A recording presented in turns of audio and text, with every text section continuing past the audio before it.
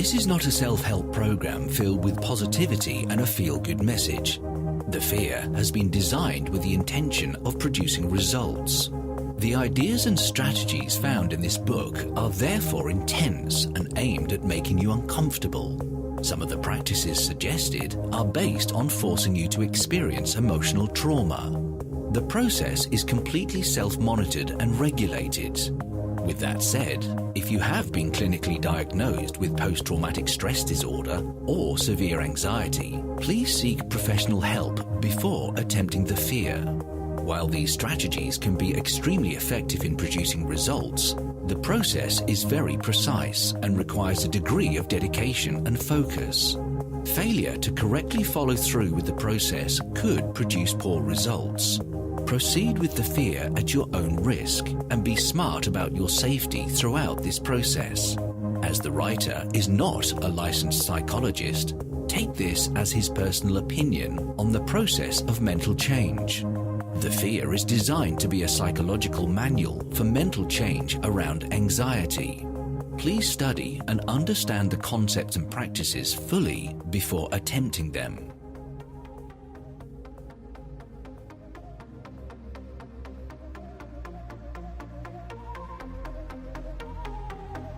Hey, Justin Quinton here, and let me start by saying that I'm incredibly grateful and honored to have the chance to talk with you.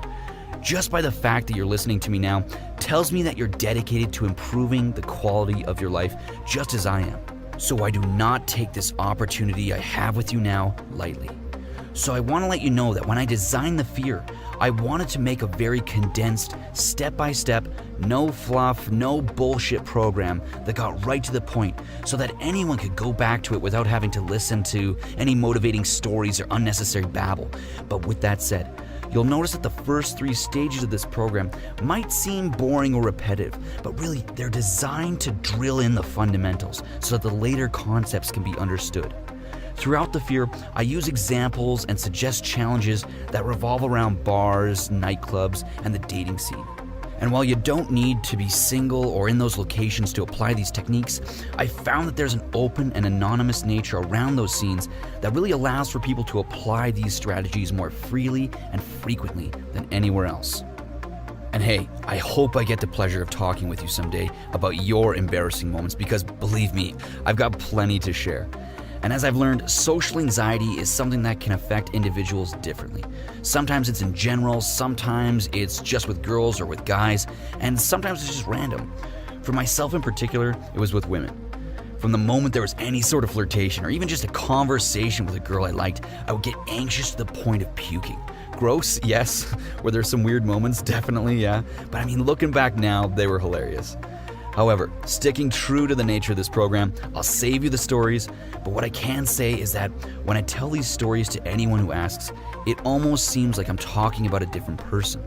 See, these understandings and tools are life-changing, and I'm confident that the ideas and concepts in the fear will help you just as they've helped me. So, with that said, I wish you all the best with this journey, my friend, and welcome to the fear.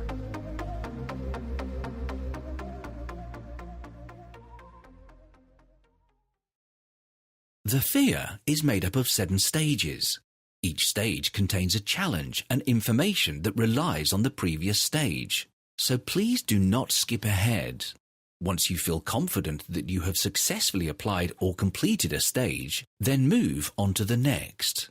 Take this process seriously, as the content is very condensed and needs to be understood. While you may be tempted to just skip the exercises and continue on, please don't.